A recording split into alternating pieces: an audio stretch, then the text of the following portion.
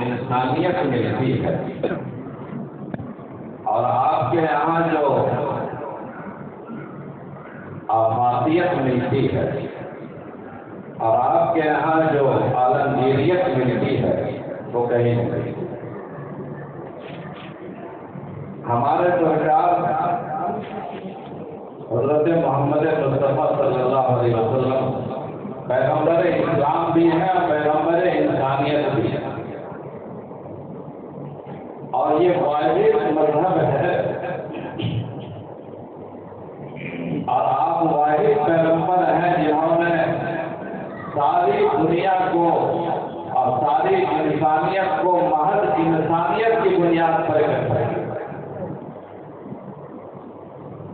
یہ مذہب فطرت ہے، مذہب انسانیت ہے، یہ کسی ایک خطے کا مذہب نہیں، کسی علاقے کا مذہب نہیں، کسی زمان اور مکان کا مذہب نہیں، بلکہ انسانیت کا مذہب ہے۔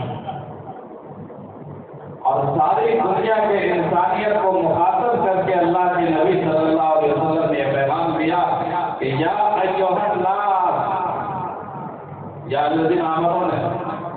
قرآن کریم میں مخاطبات جو ہیں، قرآن کریم میں جو خطابات ہیں انسانوں کو مخاطب کرنے میں، اور اس میں جو لب و لہجہ ہے، اس لب و لہجے کی بڑی معنویت ہے۔ کہاں پر کون سی بات کس خطاب سے کہنی ہے، کہاں پر کون سی بات کس طرح کرنی ہے، یہ پروردگار جانتا ہے، اور پروردگار اس انداز کو اختیار کرتا ہے۔ کہیں پر ایمان والوں کو مخاطب کرتا ہے تو کہتا ہے یا ایھا الذین آمنوا، اے ایمان والو۔ کہیں پر انسانوں کو خطاب کرتا ہے کہ یا بنی آدم، اے آدم کی اولاد، ہے نہیں؟ آپ اس لوگ جانتے ہیں، آپ لوگ جانتے ہیں۔ اور کہیں پر کہتا ہے کہ یا ایھا الناس، اے انسان۔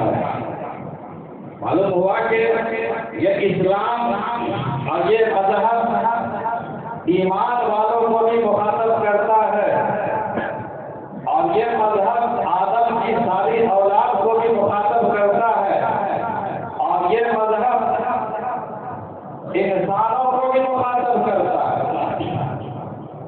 یہ کہیں نہیں ملے گا آپ کو۔ حضرت عیسیٰ علیہ السلام اپنی قوم کے پیغمبر، حضرت موسیٰ اپنی قوم کے پیغمبر، حضرت ابراہیم اپنی قوم کے پیغمبر، حضرت داؤد اپنی قوم کے پیغمبر۔ ایک قوم کا پیغمبر دوسرے قوم کے پیغمبر کے لیے کوئی کام نہیں کر سکتا۔ ایک خطے کا نبی دوسرے خطے کی قوم کے لیے کوئی کام نہیں کر سکتا، اس کی ڈیوٹی وہی ہے۔ مگر ہمارے سرکار رضوان صلی اللہ علیہ وسلم تشریف لائے تو آپ نے مخاطب کیا، ایمان والوں کو بھی مخاطب کیا، متقیوں کو بھی مخاطب کیا، اور بنی آدم کو بھی مخاطب کیا، اور انسانوں کو بھی مخاطب کیا۔ قرآن کریم میں اگر آپ گنتی کریں گے نا تو یا ایھا الناس بول کے بے شمار مخاطبات ہیں۔ تو ثابت ہو گیا کہ ہمارا جو مذہب ہے اور ہمارے جو پیغمبر ہیں وہ ساری انسانیت کے پیغمبر ہیں، کسی رنگ اور نسل کے پیغمبر نہیں ہیں، کسی خطے کے پیغمبر نہیں ہیں، کسی زبان اور مکان کے پیغمبر نہیں ہیں، کسی خاندان اور علاقے کے پیغمبر نہیں ہیں، بلکہ سارے علاقوں کی پیغمبریوں کا جو سلسلہ حضرت آدم سے شروع ہوا تھا، اور خاندانی نبوتوں اور رسالتوں کا جو سلسلہ حضرت آدم سے شروع ہوا تھا، وہ خاتم النبیین کے آنے کے بعد وہ سلسلہ بند کر دیا گیا، اور آپ کو کہہ دیا گیا وما ارسلناک الا کافۃ للناس۔ یہاں بھی نافی ہے، صرف للمؤمنین نہیں ہے، کیا ہے؟ وما ارسلناک الا کافۃ للناس بشیرا ونذیرا ولکن اکثر الناس لا یعلمون۔ اے نبی، ہم نے آپ کو ساری انسانیت کے لیے بشارت سنانے والا اور ڈرانے والا بنا کر بھیجا ہے، اکثر لوگ جانتے نہیں ہیں۔ ہم لوگ نہیں جانتے، ہم لوگ سمجھتے ہیں ہمارے حضور صرف ہمارے پیغمبر ہیں، ہمارے حضور سب کے پیغمبر ہیں، ہمارے حضور کا پیغام سب کے لیے عام ہے۔ آپ نے انسانیت کی بنیاد پر لوگوں کو اکٹھا کیا، اس پیغام کو آپ اس ملک میں پھیلائیے۔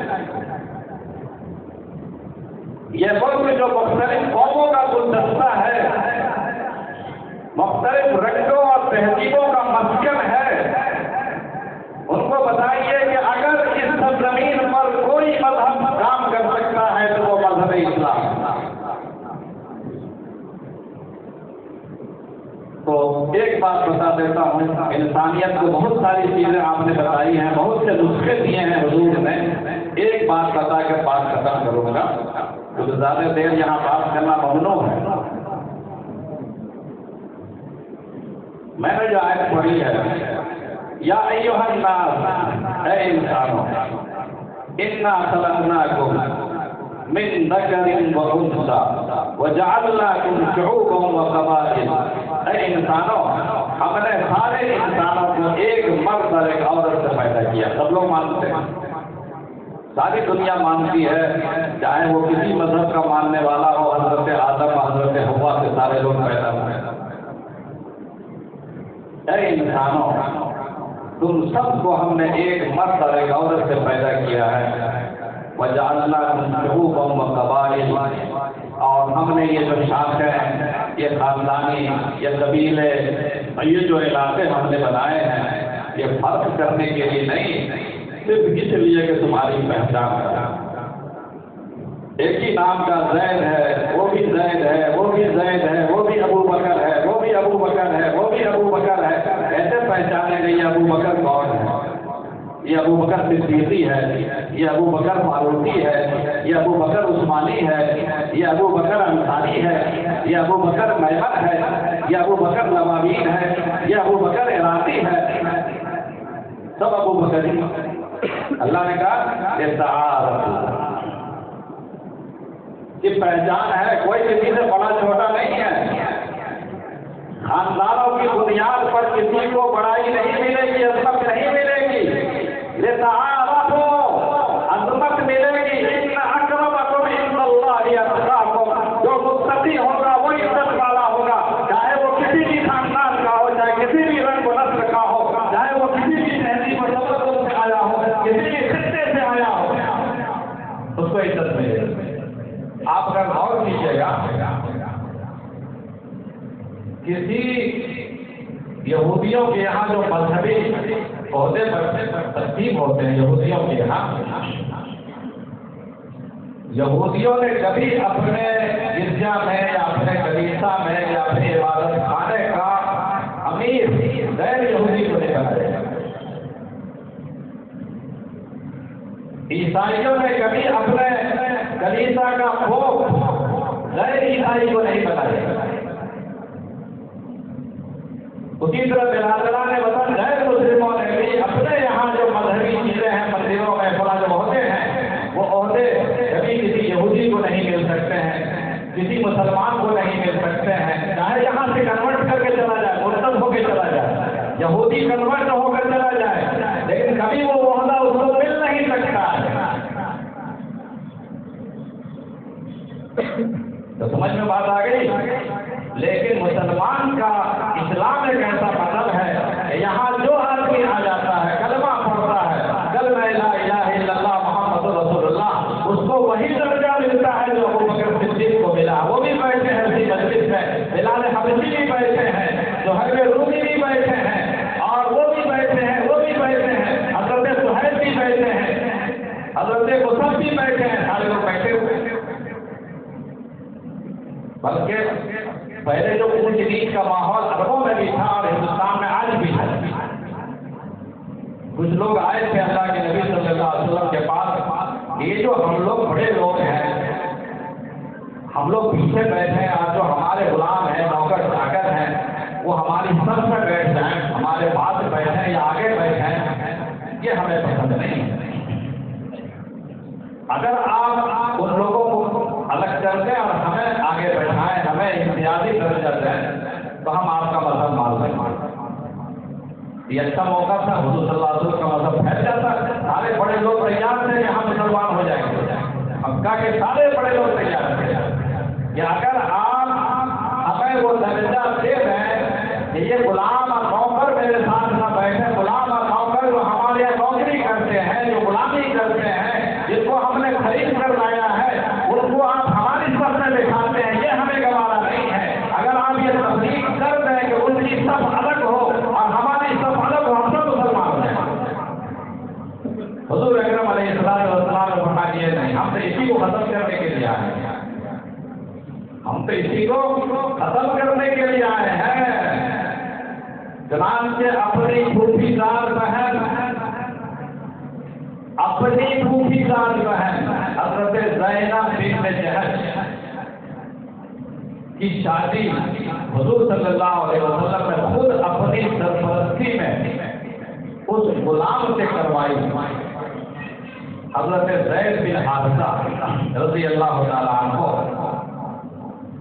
جن کو حضرت خدیجہ کے مامودار بھائی نے حضرت حکیم بن حزام نے بازار اوقات سے خرید کر لائے۔ جس زمانے میں شادی ہوئی حضرت حکیم بن حزام صحابی رسول ہیں، وہ زندہ تھے۔ حضرت خدیجہ انتقال کر چکی تھی، لیکن حضرت حکیم بن حزام حضور صلی اللہ علیہ وسلم کے سالے ہوتے تھے، وہ زندہ تھے، جو خرید کر لانے والے تھے بازار اوقات سے زید بن حارثہ کو۔ اس زید بن حارثہ سے شادی ہوتی ہے اس خاتون کی جو خاندان نبوت کی فتح کوئی کر سکتا ہے؟ صاحب یہاں تو شہر اپنے اس کو نہیں دیں گے، سید اپنی بیٹی اس کو نہیں دے گی، آپ کو ایسا اتنی تصدیقات ہے۔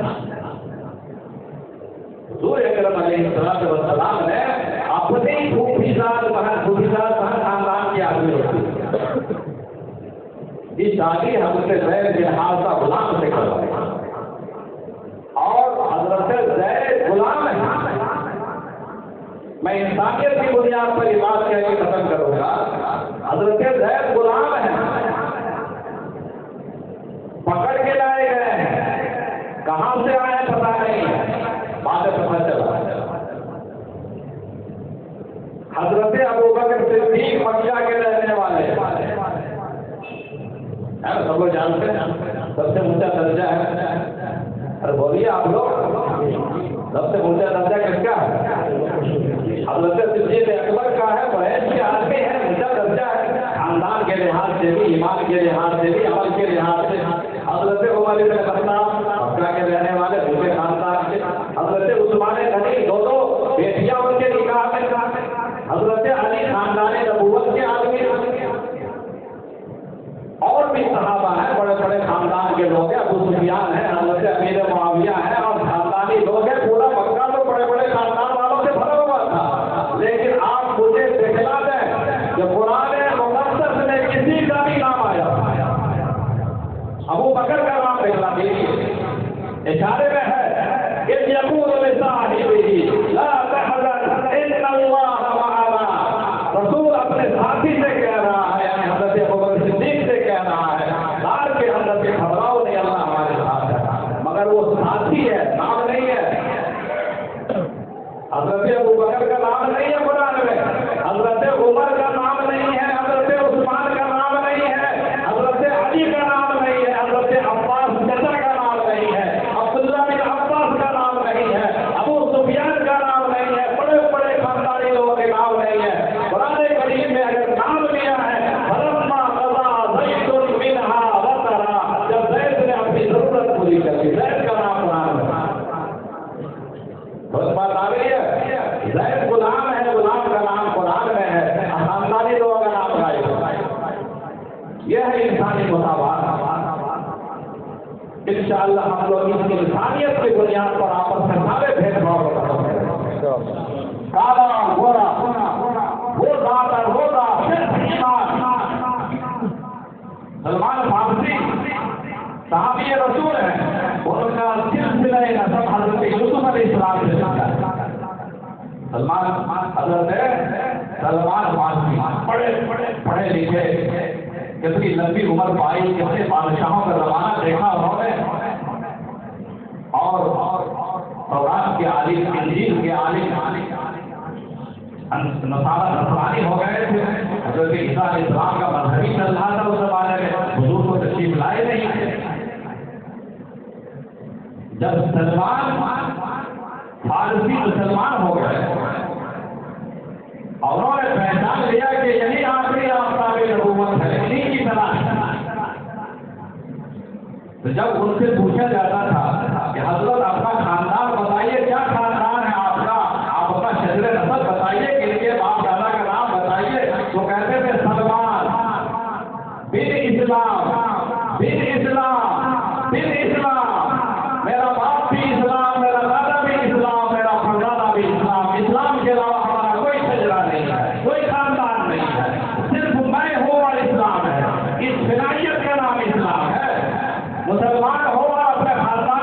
بھی ہمارے پاس قائم ہو، مسلمان ہو اور ہمیں اپنے رنگ و نسل کا امتیاز بھی ہمارے اندر ہو، مسلمان ہو اور علاقائیت اصلیت بھی موجود ہو، مسلمان ہو اور ادھر ادھر کے تعصبات بھی موجود ہو، وہ مسلمان ہو نہیں سکتا۔ لا فضل للعربي على العربي، لا فضل للعربي على العجمي، ولا للعجمي على العربي، ولا للأبيض على الأسود، ولا للأسود على الأحمر، إلا بالتقوى، أو كما قال عليه الصلاة والسلام، کسی کالے کو گورے پر، گورے کو کالے پر، عربی کو عجمی پر، عجمی کو عربی پر فضیلت حاصل نہیں ہے، صرف تقوی کی بنیاد پر۔ اللہ تعالیٰ دل کو دیکھتے ہیں، منہ کان کو نہیں دیکھتے۔ ان اللہ لا ينظر الى صوركم واموالكم بل ينظر الى قلوبكم واعمالكم۔ اللہ تمہاری صورتوں کو نہیں دیکھتا، تمہاری دولتوں کو نہیں دیکھتا، اللہ تمہارے دل کی کیفیتوں کو دیکھتا ہے، تمہارے عمل کو دیکھتا ہے۔ حضرت بلال حبشی کالے کلوٹے کیوں نہ ہو، لیکن حضور نے معراج میں سنا تھا جب جنت کی سیر فرما رہے تھے تو لگتا تھا کہ بلال حبشی کے قدموں کی آہٹ آگے آگے سنائی دے رہی ہے۔ خود فرمایا یہاں دل دیکھے جاتے ہیں دوستو، اللہ تعالیٰ وہ کام کو بالکل پسند نہیں کرتا، نہ کالی کو دیکھے نہ گھوڑی کو دیکھے، سیاہ جس کو چاہے تو حاکم ہو گیا۔ اللہ کے یہاں پیارا ہونا ہے۔ حدیث میں آتا ہے کہ بعض لوگ اللہ کے ایسے بندے ہیں کہ ان کے ناخن بڑھے ہوئے، مونچھوں کے بال بڑھے ہوئے، سر کے بال بڑھے ہوئے، حالت اپنی خستہ، کپڑا اتنا پھٹا ہوا، اگر کسی کے پاس وہ اپنا نکاح کا رشتہ لے کر جائے تو کوئی نکاح کرنے کو تیار نہ ہو، بیٹی دینے کو تیار نہ ہو، کسی سے قرض مانگنے جائے تو کوئی قرض دینے کو اس کی حالت دیکھ کر تیار نہ ہو، کوئی کسی معذرت مجلس میں آ جائے تو اپنی مجلس میں کوئی بٹھانے کو اسے تیار نہ ہو۔ لیکن اللہ کے یہاں اس بندے کا ایسا مقام ہے، بخاری شریف کی روایت ہے، وَإِنَّهُ مِنْ عِبَادِ اللَّهِ لَوْ أَقْسَمَ عَلَى اللَّهِ لَأَبَرَّهُ۔ اللہ کے پاس بندے ایسے ہوتے ہیں کہ اگر اللہ کی مرضی کے خلاف اور اللہ کے منشے کے خلاف اگر وہ قسم کھا لے، اللہ اس کی قسم کی لاج رکھے، اللہ اس کی قسم کی لاج رکھے، اس کی مرضی پوری کریں گے، اپنی مرضی ہٹا دیں گے۔ بظاہر منہ کان خراب ہے، اندر سے ایسا ہو جائے، دل کی کیفیت ہوتی ہے۔ آج مسلمان قیمت کے جلسے کر کر کے، پروگرام کر کر کے سنی مسلمان ہو گیا، دل سے مسلمان ہونے کی ضرورت ہے۔ دل و نگاہ رب نے کر بھی دیا لا الہ تو کیا حاصل، دل و نگاہ مسلمان نہیں تو کچھ بھی نہیں، نقش ہے سب